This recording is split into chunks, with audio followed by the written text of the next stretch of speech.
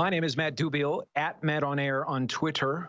I don't tweet much, but if there's a place where you can find me or follow me, you might want to do it there. I'm broadcasting from the WCKG studios here in Chicago. We carry Alex Jones. We carry Real News with David Knight. And what I'm talking about today, on the heels of this this phenomenon of men wearing dresses, men pretending to be women in mainstream America, I've just been sort of outlining my observation about the sort of escalation of this concept into the mainstream. It started, as far as I can tell, right about 1959.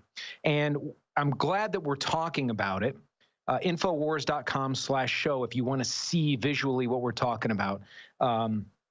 One of the things that happens when you start talking about ideas, this is one of the reasons why it really is an InfoWar, such a brilliant title, such a brilliant idea, is that the information has been seeping into the consciousness of America and thereby the rest of the world, because America sets the tone for the rest of the world when it comes to entertainment. So here's how it started, at least as early as I can tell. And we could go back sooner and we can find more examples, I'm sure. But it really hit its stride in 1959 in the movies with Some Like It Hot, where they had Tony Curtis and Jack Lemmon dressing as women. And the idea was it's okay for them to dress as women because it's for survival.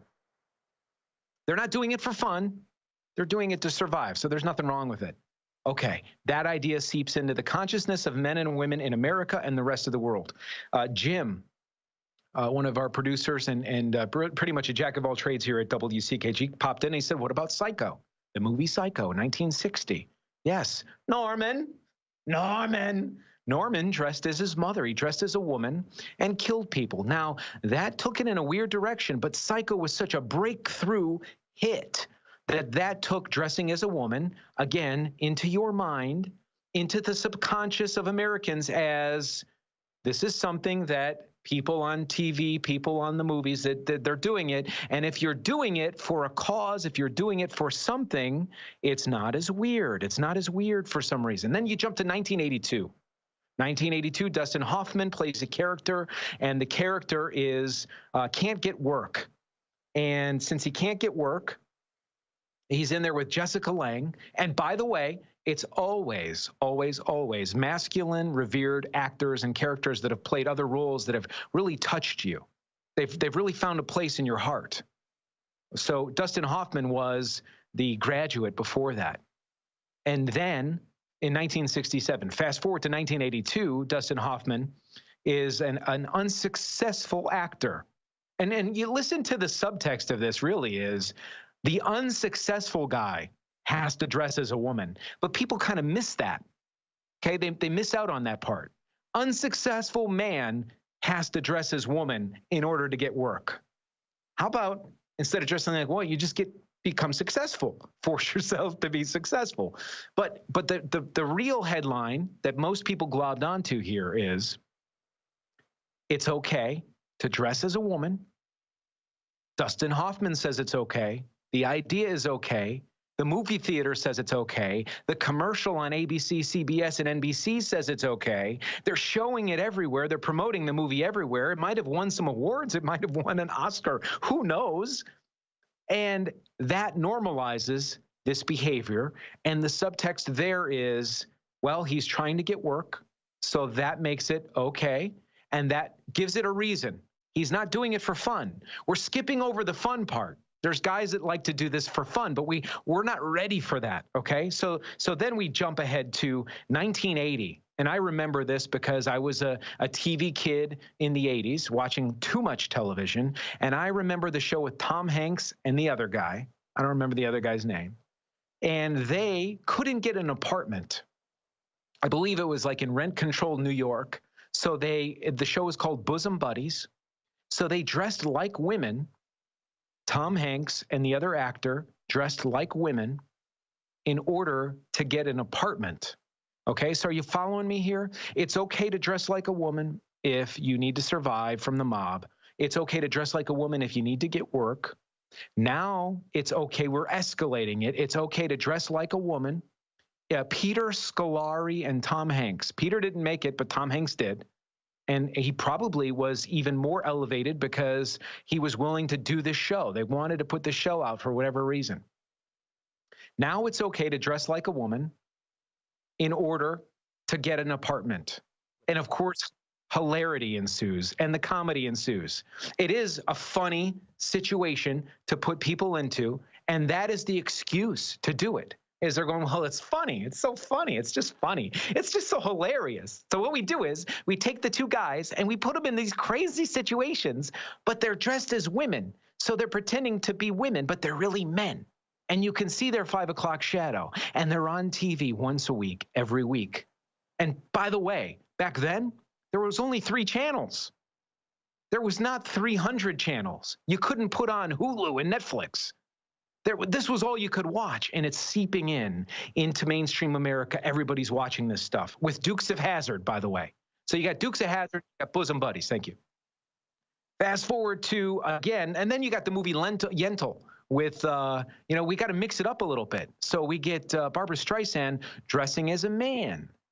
Again, for, I think it's survival in that movie. I'm not too sure, but there's a reason. It's not for fun. None of this is for fun or recreation. Now, Jen mentioned The Crying Game, which came out in 1992, and I have to admit, I didn't see it. I just heard people joking about The Crying Game, because I think there's something happens in The Crying Game where a man maybe ends up he's with a woman that he didn't know was a woman or something like that. So now we're escalating the situation. It's a very different situation. It's transitioning, pun intended. We're transitioning from men in dresses. Now, here's something that's interesting.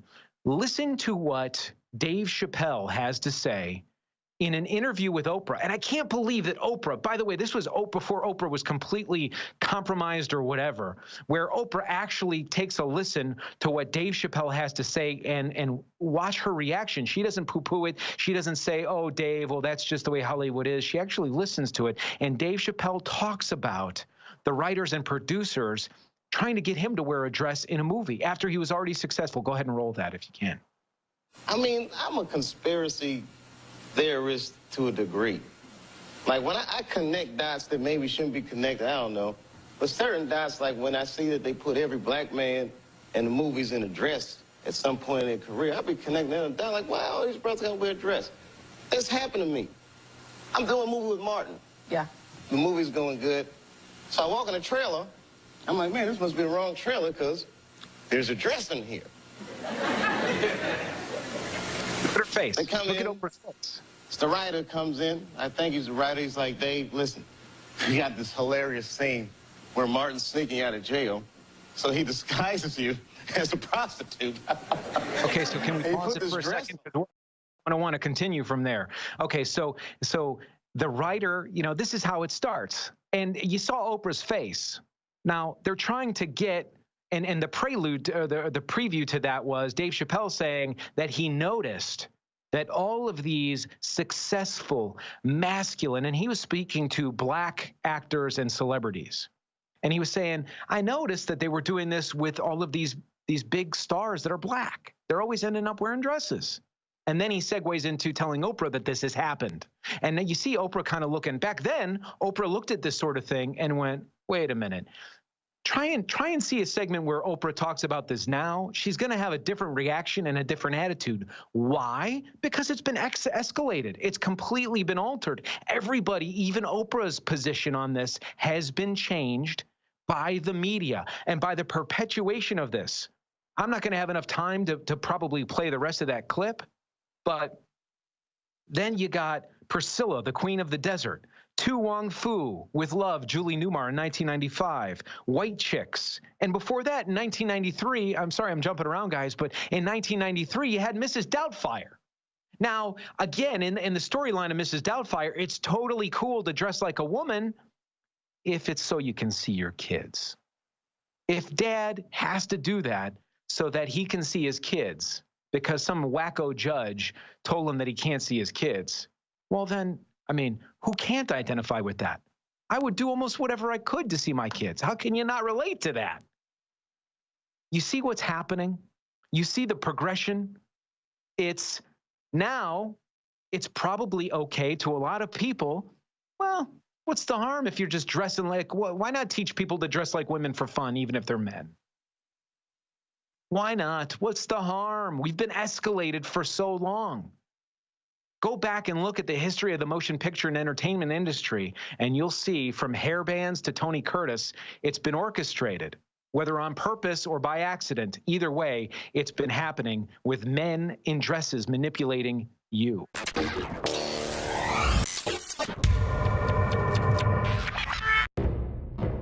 Thousands of years ago, there was a basic form of chivalry. Our ancestors would hear the drums of war, giving the warriors of the tribe a chance to organize and prepare a defense. 60 years ago, when foreign air forces were approaching filled with bombs, they had drums of their own, air raid sirens. But in the 21st century, there are silent weapons for quiet war, pathogens added to the food and water, and to the lining of plastics that destroy our vitality, turn off our hormones, and accelerate our journey towards death. I personally counter this onslaught with Anthroplex. Anthroplex is designed with known organic concentrated herbs to create the basic foundation to normal metabolic activity inside the human body. Discover why Anthroplex is turning so many heads today. It's time for us to take our bodies back into our own hands, and it starts at InfoWarsLife.com with Anthroplex.